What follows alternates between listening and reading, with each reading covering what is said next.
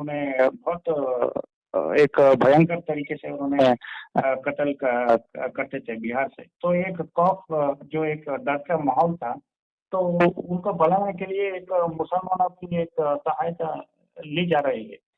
तो ऐसा वो है भी कि एक इस्लाम में सिखाया ही गया है कि अपने अड़ोसियों पड़ोसियों को डरा के रखो, इस तरह का व्यवहार करो कि वे तुम्हारे से भय खाएं। तो इसीलिए वो बर्बरतापूर्ण वो काम करते हैं। लेकिन बर्बरतापूर्ण काम करते हैं तो वे ये भूल जाते हैं कि बर्बरतापूर्ण वे ही नहीं कर सकते, दूसरे भी कर सकते हैं। क्योंकि कोई ठीक है, कोई अपने एक अलग संस्कृति से जी रहा है, शांत संस्कृति से, इसका मतलब यह नहीं है कि उसने कसम ही खा रखी है कि जिंदगी भर हम सदा शांत ही रहेंगे, हमारी हर पीढ़ी शांत ही रहेगी। ऐसा नहीं होता है, वहां से भी रिएक्शन आएंगे, और जब रिएक्शन आएंगे तो फिर आप भी उसी तरह से बर्बरतापूर्ण मारे जाएंगे। नहीं, यहाँ पे एक और चीज आपको देखना पड़ेगा कि मुसलमान जो माफिया बने थे, अगर मुख्तार अंसारी के खिलाफ शायद सारे हिंदू समाज खड़े होने के लिए, उन्होंने कभी शहाबुद्दीन हो, जो भी हो, माफिया हो, उन्होंने कभी दूसरे जो एक हिंदू, एक आम नागरिक को उन्होंने परेशान नहीं किया। मैं उस हिसाब से नहीं कह रहा हूँ, धर्म धर्म के हिसाब से कह रहा हूँ। माफिया उन्होंने परेशान तो किया, परेशान जिसको बिजनेसमैन थे, जो एक बिजनेस कम्युनिटी था यूपी बिहार में, कानपुर में, उनको परेशान किया। मैं आम इंसान की बात कर रहा हूँ। जो क्यों नहीं, आम इंसान को भी मारे? ये कैसे आप कह सकते हैं नहीं मारे? आम इंसान को मारे। वहाँ मऊ में एक यादव जो है, जो ग्वाला था, दूध लेकर बेचता था, उसको वहां गोली से मार दिया। किंतु यहाँ पे ये मैं ले जाना चाहता हूँ, उनके पीछे नफरत जो थी वो हिंदू के हिसाब से नहीं था। बिल्कुल हिंदू के हिसाब से था। आपको क्या पता है? यहाँ मऊ में जो है वो मुख्तार अंसारी सीधे वो जीप में रिवॉल्वर लेकर के घूम रहा था। हाँ, कहता जिधर भी हिंदुओं को देखो वहीं से मारो। वो मुझे नहीं पता, ये शायद नया विषय है। वो हिंदू है ना, लेकिन हम लोग तो इधर रहते हैं तो हम लोग जानते हैं ना। ये तो उनको सिखाया ही गया है, लेकिन वे तो लाचार हैं कि वो करें क्या। इतना हिंदू बहुल क्षेत्र में रहते हैं तो खुलेआम इस तरह से करेंगे तो उल्टे मारे दिए जाएंगे। तो वो तो लाचारी में थोड़े बहुत लोगों को मिला कर रखते हैं। जहां उनकी वास्तविकता देखनी है तो जहां वे बहुमत में हैं, जहां बहुसंख्यक है, वहां जाके देखिए कि वहां उनका बिहेव कैसा होता है। नहीं, ये बात तो वहां आपको समझ में आ जाएगा, उनकी असलियत वहां समझ में आ जाएगी कि वो कैसे बिहेव करते हैं। नहीं, ये बात तो आपने जो कही, जो मुख्तार अंसारी के संदर्भ में, जो अन्य मुस्लिम संदर्भ में, अगर ऐसा है तो वहाँ तो बाहुबली के कमी तो नहीं था ना। बहुत सारे बाहुबली आपका हिसाब से थे। हाँ थे, है बहुत सारे नहीं थे, लेकिन कुछ थे। बहुत सारे कहाँ से होंगे, कुछ ही हो गए, बहुत सारे थोड़ी होते हैं, लेकिन कुछ थे। जो भी बने थे, शायद जो भी हिंदू प्रताड़ित थे, उनके सहायता लेके शायद मुख्तार अंसारी को उनके ताकत को कम किया जा सकता था। तो इस हिसाब से शायद नहीं बनाना। ऐसा है ना कि ताकत तो कम किया ही नहीं गया, तभी तो वो जेल में है। आज के संदर्भ में मैं तो ताकत कहाँ, कौन कम करेगा? कौन कम करेगा? यहाँ जो भेड़ चरा रहा है वो कम करेगा, कि जो गन्ना बो रहा है वो कम करेगा? सरकार ही तो कम करती है। नहीं, मैं एक उदाहरण। और सरकार कैसे काम करेगी? जब उसके खिलाफ में बहुमत आ गया, जो सरकार उसको प्रश्रय दे रही थी, दूसरी सरकार बना दी गई तो उसका कम हो गया।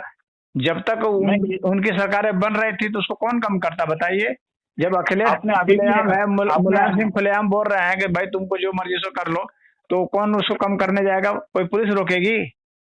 नहीं, मैं अभी भी आपने एग्जांपल दिया ना कि यादव समाज से उन्होंने किसी को नुकसान पहुंचाया, तो उस हिसाब से यादव की जो एक सरकार थी उस समय क्या कर रही थी, तो ये भी एक प्रश्न बनता है। यादव समाज तो मुलायम सिंह का, अखिलेश यादव का तो गुलाम रहा कि भाई उनको वोट देना है। लेकिन वह तो वोट का समय आएगा उस समय ना। जब वोट का समय नहीं है उस समय तो वे हिंदू हैं, उस समय तो मुसलमान के खिलाफ में तो वो हिंदू हैं, तो उस वक्त वो मारे जाएंगे।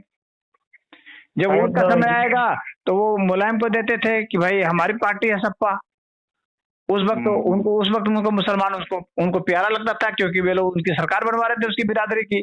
लेकिन जब सरकार उनकी बन जाती थी तो उसके बाद जो ये माफिया डॉन जो थे, जो मुस्लिम थे, तो उनके लिए तो फिर ये तो हिंदू थे ना, काफिर थे ना, तो इनको तो मारना है। फिर उनको ये थोड़ी देखना है कि ये यादव है कि चमार है कि डोम है कि मुसहर है कि क्या है, बस हिंदू है मारो, काफिर है मारो।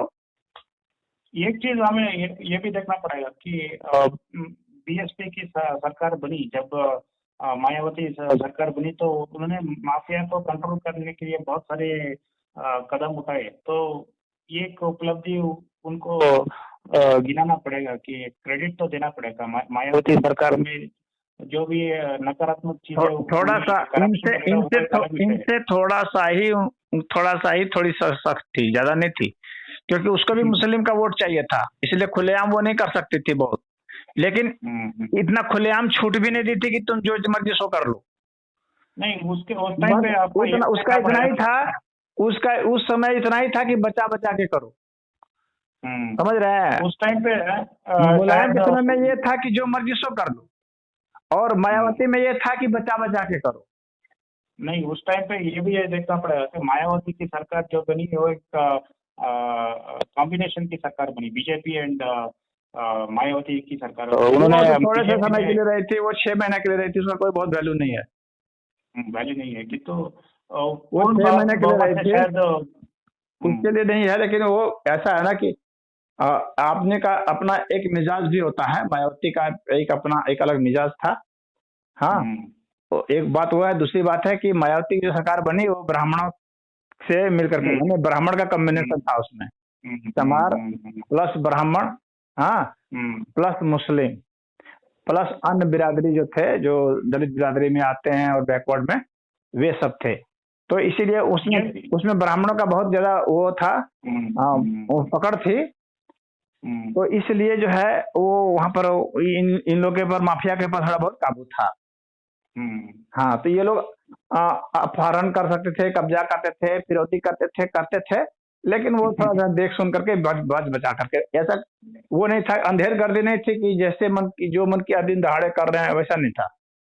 तो आपने जो कहा, आप एक्सपैंड करके देखिए। आपने जो कहा बहुत इंटरेस्टिंग बातें कही। इसके पीछे एक कॉम्बिनेशन बना दलित और ब्राह्मण। तो इस हिसाब से जो भी एक देखना पड़ेगा कि ब्राह्मण जो मायावती के सरकार के एक सपोर्टर बने, तो इस हिसाब से उनको वर्चस्व की लड़ाई के लिए उन्होंने मायावती को एक जरिया बनाया, एक हिस्सा बनाया, एक उनके उपलब्धि पाने के लिए। नहीं, ब्राह्मणों का मुख्य बात यह है कि ब्राह्मणों का कंप्लेन यहाँ पर यूपी में यह था कि हम लोग की समाजवादी पार्टी में कुछ सुनी नहीं जाती है, हम लोग का कोई वैल्यू नहीं है। हम ये तो स्वाभाविक है, क्योंकि वे अपना खोज रहे थे कि भाई कहाँ हमें स्थान मिले। तो मायावती, तो स्वाभाविक है, तो मायावती में उन लोग का स्थान मिल गया, मायावती ने वो कॉम्बिनेशन बिठा लिया। ये तो इसलिए क्योंकि भाई उन्होंने आजम खान की जो वे इस बार भी ब्राह्मण, देख लीजिए, ब्राह्मण इस बार भी मायावती को देने वाले थे वोट, लेकिन अंतिम समय में उन लोगों ने फैसला बदल दिया। क्यों बदल लिया? क्योंकि उनको लग गया, वो तो भांप करके चलते हैं ना, तो वो भांप लिए कि इनकी सरकार बन नहीं रही है, तो इनके पीछे जाने से वोट बर्बाद हो जाएगा। नहीं तो इस बार भी वे बहुजन समाज पार्टी की बात कर रहे थे, उसमें भी इस बार भी वे जाने वाले थे, यानी उनका जो अधिक बहुसंख्यक जो था वो उसमें जाने वाला था। तो वो ये बात ठीक है। मैं इस हिसाब से ये भी कहूँगा कि भाई मुलायम सिंह मुख्यमंत्री शायद अच्छे नहीं थे, किंतु जब वो रेलवे मंत्री बने शायद उन्होंने बहुत अच्छी काम किया। तो इस हिसाब से अलग अलग किरदार जो थे वो अपने जगह उन्होंने रक्षा मंत्री बने थे वे। नहीं, वो मुलायम सिंह के बात नहीं कर रहा हूँ, लालू प्रसाद यादव। लालू प्रसाद रेलवे मंत्री बने थे, मुलायम सिंह रक्षा मंत्री बने थे। लालू प्रसाद की बात कर रहा हूँ। लालू प्रसाद की जो बदनाम किया जाता था जंगल राज करके, शायद वो उन्होंने बदनाम नहीं किया जाता था। जंगल राज तो है ही, लालू से ज्यादा जंगल राज तो मैं कहूँगा सिर्फ जो है ममता बनर्जी रिकॉर्ड तोड़ रही है लालू का। हाँ, लालू का रिकॉर्ड जो है, लालू का रिकॉर्ड ममता बनर्जी तोड़ रही है, नहीं तो लालू का रिकॉर्ड कोई और नहीं तोड़ पा रहा। हमने ये जो कवर किया आज के राजनीति की तरफ, शायद हम सोल्यूशन की तरफ भी शायद थोड़े बहुत बढ़ेंगे। सॉल्यूशन इसका यही है कि जितनी भी पार्टियां हैं ये सब बेकार हैं, इन सभी पार्टियों को हटा दिया जाए और जनता को सीधे कानून बनाने का अधिकार दिया जाए और जनता को सीधे प्रशासन को वो देने का, यही सॉल्यूशन है। अन्यथा कोई भी पार्टी सॉल्यूशन नहीं है, ये जान लीजिए, पार्टी कोई सॉल्यूशन नहीं है। सवाल ये है कि ब्लूप्रिंट है क्या, और उसके जो एक रोड मैप है वो किस तरफ इशारा कर रहे हैं। कौन सा रोड मैप? जो एक भारत की सुपर पावर बनने की, कौन पार्टी के लिहाज से आप बात करेंगे, कौन पार्टी की सरकार बनाएगी वो बात अलग हो जाएगी।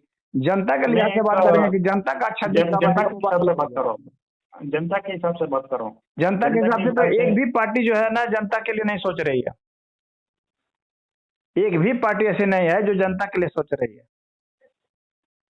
हाँ, सिवाय जो जनता राज पार्टी बनाई गई है इसको छोड़ करके, बाकी किसी पार्टी में जनता के लिए मुद्दे नहीं है।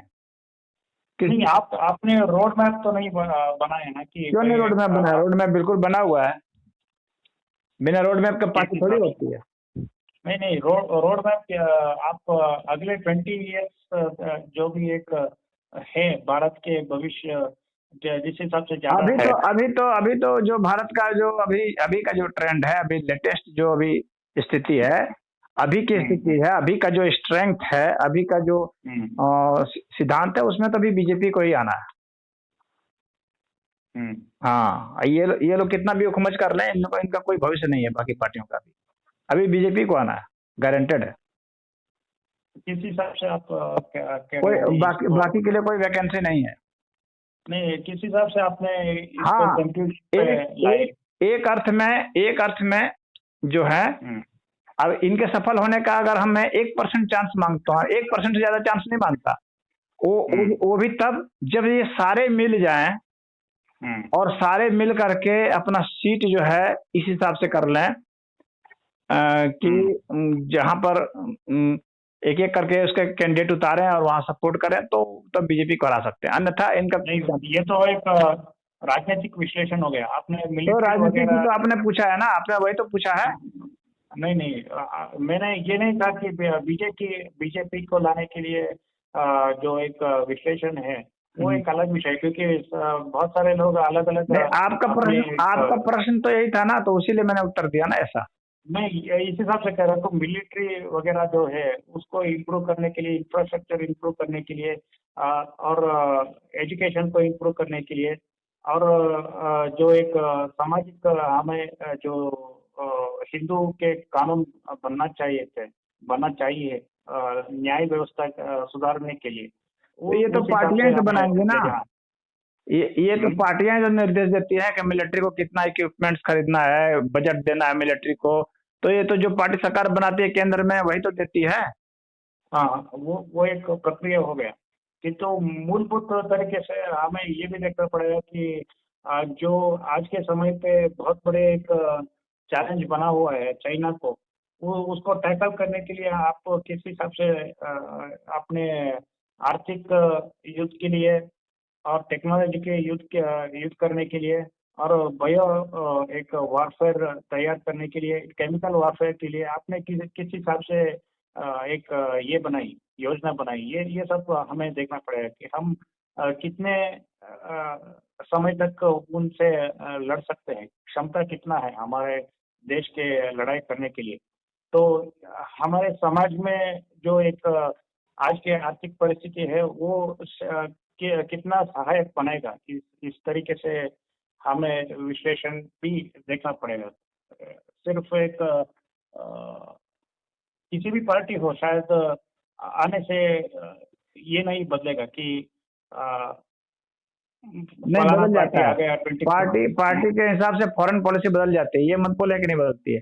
कांग्रेस पार्टी चाइना से जो है पैसा खा रही है, उसके खिलाफ कैसे चली जाएगी ये बताइए आप। नहीं, आज की सरकार क्या कर रही है ये तो आपको देखना पड़ेगा। चाइना से फंड लेती है कांग्रेस पार्टी, तो उसके खिलाफ कैसे चली जाएगी चाइना के खिलाफ? वो तो एक ये राजीव बीजेपी तो गांधी अलग फाउंडेशन तरीके में है, से कर। राजीव गांधी फाउंडेशन में नहीं, वो प्रूफ हो गया है ना। अब उसी पर तो, मैं आपको नकार नहीं रहा हूँ, उसी आपको पर नकार नहीं मुकदमे रहा चल हूँ। रहे हैं। तो ये उनके उनके हिसाब से चल रहे हैं। फॉरेन पॉलिसी पे तो अंतर आ जाएगा, ऐसी बात नहीं कि नहीं अंतर आएगा। कोई भी पार्टी सरकार बनाएगी तो उसकी अपनी एक फॉरेन पॉलिसी होती है, होगी। किसी के प्रति सॉफ्ट होगा वो, किसी के प्रति हार्ड होगा वो। नहीं, हमको ये देखना पड़ेगा कि भाई अगर ये सब सही चल रहा है तो भाई आपको इलेक्शन की जरूरत ही नहीं है। घोषित मोदी सरकार तो बन नहीं, ही इलेक्शन जाएगा तो अगर। होंगे, इलेक्शन की जरूरत क्यों नहीं है? इलेक्शन तो अपने हिसाब से होगा ना, टाइम पर होगा ना, इलेक्शन का जो समय होगा कॉन्स्टिट्यूशन नहीं, के हिसाब अगर से इलेक्शन होता है। नहीं, सब कुछ सही चल रहा है तो भाई मोदी को कंटिन्यू करने के लिए आपको प्रॉब्लम तो नहीं होना चाहिए ना। तो इस हिसाब से मैं नहीं, कहना प्रॉब्लम हो चाह रहा करके भी हूँ। क्या होगा? अब हमारे को और आपको प्रॉब्लम हो करके क्या हो जाएगा? मोदी हम ये देखना पड़ेगा ना कि मोदी की जो है पैठ कितनी है, उनका सपोर्ट कितना है। तो सपोर्ट के हिसाब से मोदी ही प्रधानमंत्री बनने जा रहे हैं। किसी के हमारे किंतु यहाँ पे चाहने और ना चाहने की कोई बात ही नहीं है। उनके चाहने वाले, नहीं, अगर अगर 10 आदमी उनको नहीं चाहने वाले हैं तो 10,000 चाहने वाले भी हैं। तो 10,000 की नहीं, सरकार बनेगी, 10 की सरकार नहीं बनेगी। वो तो एक ये हुआ कि भाई आपने पिछले संवाद में अडानी की जो एक भ्रष्टाचार की बात की। तो इस हिसाब से तो पिछले जो सरकार की गलतियां थी वो तो कंटिन्यू होकर ही रहेगा ना। बदलाव तो क्या होगा अगर वो मोदी आ भी गए तो बदलाव किस हिसाब से देख रहे हैं आगे मोदी आने अपने अपने, क्योंकि इस ये सरकार भी मोदी की है, इसके पिछली सरकार भी मोदी की ही थी। इसके पिछला पिछला टर्म में तो मोदी का ही था, इस बार भी मोदी का ही है। और अब अगर फिर मोदी का ही आएगा तो मोदी तो अपनी ही पॉलिसी को ना लागू करेंगे। हाँ, तो गलती तो वो कंटिन्यू कर ही लेंगे ना। तो इस हिसाब से तो स्थिरता आ जाएगी। तो बदलाव का तो हमें चाहिए ना कुछ तो आर्थिक परिस्थिति जो वो तो बदलाव तो पिछले देखिए समय आता ही बनी। आता है, बदलाव तो आ ही रहा है, ऐसा बात नहीं है। आर्थिक बदलाव भी आ ही रहा है। देखिए डॉलर को ये लोगों ने घटाना शुरू कर दिया है। रुपया को प्रचलन में बढ़ाना शुरू कर दिया है, दूसरे देशों से व्यापार शुरू कर दिया है। तो बदलाव तो आ ही रहे हैं। सोना खरीदना शुरू कर दिया है ज्यादा, क्योंकि लोग जान रहे हैं कि डॉलर भी कभी भी गिर सकता है, क्रैश हो सकता है। हाँ, अब सोने की वैल्यू बढ़ेगी, सोने का मार्केटिंग बढ़ेगा। ये तो निश्चित सी बात है, क्योंकि अब किसी भी देश को किसी दूसरे देश की करेंसी पर भरोसा नहीं रहा। तो एकमात्र भरोसे की चीज वह है जिसको हम एक एजेट समझते हैं, जिसको हम कभी भी बेच सकते हैं, किसी भी बाजार में बेच सकते हैं, वो सोना है। तो सभी देश, भारत की बात नहीं कर रहा हूँ, हर देश चाहता है कि वो सोना खरीद ले।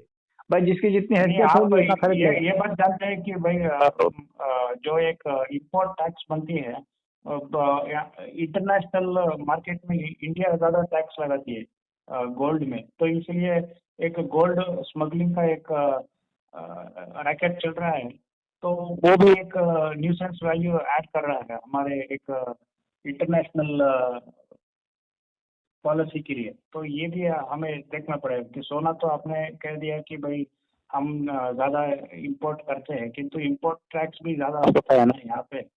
तो इस हिसाब से ज़्यादातर जो भी एक चीज़ें हैं वो कॉस्टली होकर ही आ रहा है हमारे एक मार्केट में।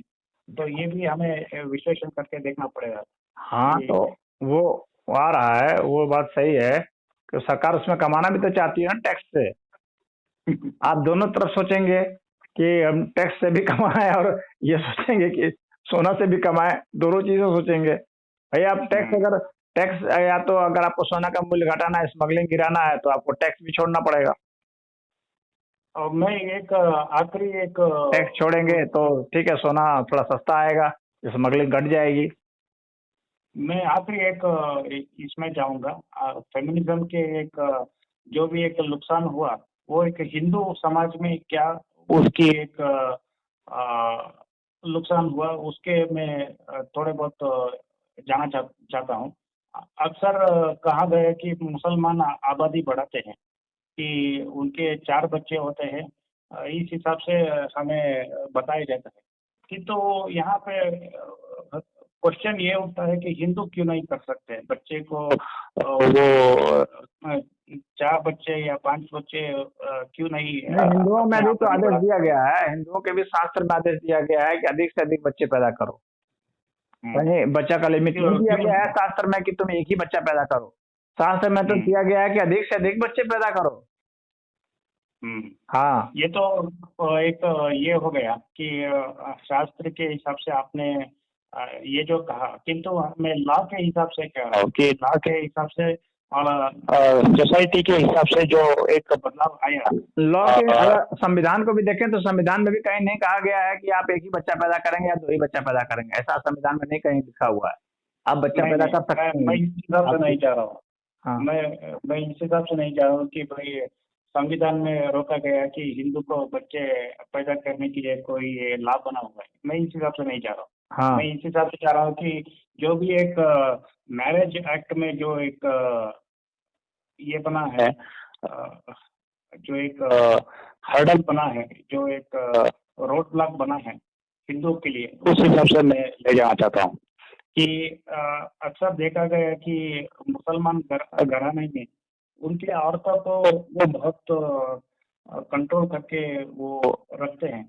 तो हमारे जो एक समाज में हिंदू के संदर्भ में कह रहा हूँ कि मुसलमान जो एक कम्युनिस्ट के प्रोपेगेंडा की फेमिनिज्म, वो एक नकारात्मक प्रभाव अर्बन जो एक वुमेन है उनके मानसिकता के ऊपर पड़ गया, क्योंकि भाई वो सास को अपने दुश्मन के तरीके से वो देखना शुरू कर दिया। वो उन्होंने अपने करियर को बहुत एक इम्पोर्टेंस देने शुरू कर दिया फेमिनिज्म के कारण से। वो और जो एक लिव इन रिलेशनशिप के एक कल्चर है, तो वो भी एक बढ़ावा दिया गया।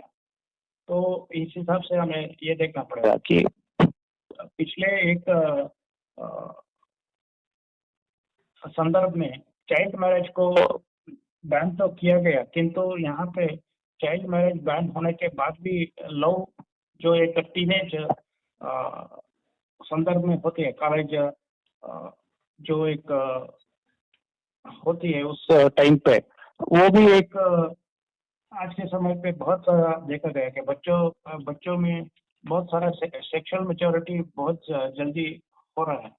उसको रोकने के लिए आजकल ज्यादातर पेरेंट्स भी ध्यान नहीं दे रहे हैं को रेज करने के लिए। ये भी एक विषय है। तो फेमिनिज्म के बहुत सारे एक नकारात्मक दृष्टि ये हो गया कि वो बच्चों को कम पैदा करने के लिए उन्होंने एक प्रयास किया, क्योंकि उन्होंने बहुत सारे एक सिटी सेंटर के एक वुमेन है, उनके हिसाब से करियर महत्वपूर्ण है और परिवार बाद में आता है। तो इस हिसाब से मैं ले जाना चाहता हूँ। तो देखिए ये जो है ये शिक्षा की कमी जो होती है, मतलब पारिवारिक शिक्षा की, परिवार के विषय में जो जानना और आगे उसको फोर्सिंग कर लेना कि भाई इस तरह के सिस्टम को जो लोग फॉलो किए हैं, जिन लोगों ने अपनाया है इस पद्धत को, उनका क्या हाल हो रहा है, उसका जब केस स्टडी देखते कि उन वैसे लोगों की क्या दुर्गति हुई है, तो उससे समझ जाते कि ऐसी ही दुर्गति जब हम इस नक्शे कदम पर चलेंगे तो हमारी भी वही दुर्गति होने वाली है। तो इस चीज को जो समझते या समझाया जाता तो फिर वो बात नहीं आती। अब फेमिनिज्म क्या उसको कहेंगे, वो तो विकृति है, फेमिनिज्म क्या कहेंगे? तो नहीं आपने पिछले एक सिनेमा के जगत में आपने एक फेमिनिज्म इसको ये सब इन लोग का जो फेमिनिज्म है ना कि बहुत वो फीमेल के ही खिलाफ है, सही सोचा जाए तो। ये बात सही है। हाँ, आपने इन लोग का फीमेल इंटरेस्ट के खिलाफ है इन लोग का फेमिनिज्म। मैं सिनेमा के हिसाब से एक आपको ले जाना चाहता हूँ। सिनेमा में अक्सर देखा गया कि अब ये बात है कि कैरियर बनाना है, ठीक है, कैरियर बनाने का मतलब क्या हुआ? तुमको पैसा कमाना है, यही ना? पैसा कमा के क्या करोगे? पैसा कमा के क्या करोगे? खाओगे पियोगे टट्टी करोगे, एक घर बना लोगे, एक गाड़ी ले लोगे, और क्या करोगे? फिर उसका क्या होगा? उसका एंड रिजल्ट फिर क्या होगा? बुद्धिमान तो वो क्या होता है होगा ना कि जो वो कि हर एक चीज को समझता है। बीमार पड़ोगे तो कौन आएगा? कोई तुम्हारे पर हमला करेगा तो कौन बचाने आएगा? और जो नहीं तुम्हारा कोई उनको इश्यू नहीं होगा तो वो आत्मसंतुष्टि कहाँ से मिलेगी? कैरियर तो वो तो तुमको एक सिर्फ पैसा देगा जिससे कि तुम कोई सामान खरीद सकते हो, वो बस तो यही एक देगा। त्वरित एक शॉर्टर एक हैप्पीनेस मिलता है, वो तो हाँ, हर एक आदमी हैप्पीनेस नहीं मिलेगा ना, पैसे से हैप्पीनेस नहीं मिलेगा, बल्कि कमाते कमाते जो है वो एड़ी चोटी घिस जाएगी, शरीर में 10 तरह के रोग हो जाएंगे और अवसाद से ग्रस्त हो जाएगा आदमी अकेला रहते रहते। और नहीं यहाँ पे इतनी एक और इनसिक्योरिटी चीज है ना रहेगी, जो एक कोई भी आएगा 4 थप्पड़ मारेगा, पैसा छीन लेगा, सब ठग लेगा, पैसा छीन लेगा, बुद्धि हरी हो जाएगी, कोई बचाने वाला भी नहीं रहेगा। मैं इसी बात पे कह रहा हूँ कि भाई आपके एक लॉ कानून बना है जैसे कि वुमेन के सेफ्टी के लिए बना था कि जो एक डाउरी की एक एक्ट बना था, वो एक वुमेन सेफ्टी के लिए बना था, किंतु एक आज के समय पे एक ब्लैकमेलिंग की एक सुविधा बन गई कि सास के परिवार के लिए वो एक गलत केस फाइल करके उनको ब्लैकमेल किया जाए कि उनको ज्यादा से ज्यादा लूटे सास के हालांकि जो अब परिवार है। इस पर जो है सुप्रीम कोर्ट ने वो रिलैक्सेशन दे दिया है कि अब बिना जांच के नहीं होगा कुछ भी, क्योंकि ये सब खुद भी फंसे हैं ना।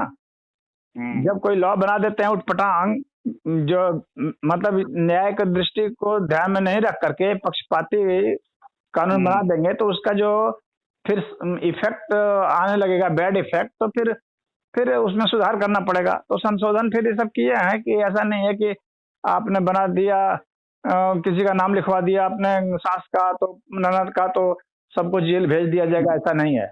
अब बहुत कुछ जांच प्रावधान होगी, अब ऐसा है सब कि होगा, और अब उल्टे अब उस पर भी केस होगा, उस औरत पर भी जो लिखवाती है ना उस पर भी होगा। नहीं आज ये एक और कानून आपने शायद सुना नहीं होगा कि पत्नी जो है पति के ऊपर ही रेप केस दर्ज कर सकती है अगर उसके जो भी एक पति पत्नी के बीच अगर मतभेद हो तो पत्नी शायद फॉल्स रेप केस डाल सकती है, अपने पति के ऊपर ही डाल सकती है, तो ये भी एक हाँ, तो प्रावधान है। डाल सकती है, तो अंत में उसके खिलाफ ही जाएगी वो बात। नहीं वो एक वो आगे का ठीक है, विषय। तात्कालिक रूप से तो वो अपना ईगो को सेटिस्फाई कर सकती है कि मैंने अपने पति को जेल भेजवा दिया। हाँ, लेकिन उसके बाद फिर क्या होगा? जेल तो भेजवा दिया, उसके बाद फिर क्या होगा? दूसरी चीज है ये भी देखना पड़ेगा कि आज के समय पे जो भी एक तो महिला है वो शायद परिवार को तो ये जिन लोगों ने कानून बनाया है ना, जब वे खुद उस कानून के फेर में पड़ेंगे ना तब उनको समझ में क्या आएगा। कोई भी देखिए, कोई भी जो अनजस्ट लॉ है वो ज्यादा समय तक उसकी आयु ज्यादा नहीं होती है। नहीं आप तो पैरेलली कंपेयर कीजिए, शायद जो भी एक आज के चैलेंजेस होती है शायद मुस्लिम महिला को भी एक होती होगी उनके साथ, बिल्कुल होती है, इसलिए होती है क्योंकि इस्लामिक लॉ जो है वो महिलाओं के एकदम विरुद्ध है। इस्लामिक लॉ महिलाओं के पूरा विरुद्ध है, उनका शोषण करने की उसमें छूट है, उनको मारने तक की छूट है, जबरदस्ती उनके साथ जो है सेक्स करने की छूट है, वो चाहे उसकी इच्छा हो या ना हो। कि वो महिला क्यों पुलिस स्टेशन नहीं जाती, क्या सिर्फ हिंदू महिला क्यों अपने पति के ऊपर इस तरीके से एक डाइवोर्स केस डाल देती है, थोड़ी बहुत मतभेद होने के कारण वो परिवार को भी छोड़ लेती है, दूसरे तीसरे शादी भी करती है और लिव इन रिलेशनशिप में वो ज्यादा रहते हैं। तो इस हिसाब से हमें देखना पड़ेगा, पैरेलल कंपैरिजन करें तो बहुत सारे एक हिपोक्रेसी और जो भी एक ये कहें डिफरेंसेस हैं। देखिए तो अभी हम लोग की सोसाइटी जो आएगा। है, आपको बताऊं, अभी हम लोग की सोसाइटी चाहे हिंदुओं की हो, चाहे मुसलमानों की हो, चाहे क्रिश्चियनों की हो, किसी की भी हो, हम लोग अभी ऐसा लॉ नहीं बना पाए हैं जो वास्तविक अर्थ में जो है जस्टिफिएबल हो, जो न्याय संगत हो, ऐसा लॉ नहीं बना पाए। इतना भी हम लोग बैलेंस नहीं खोज पाए।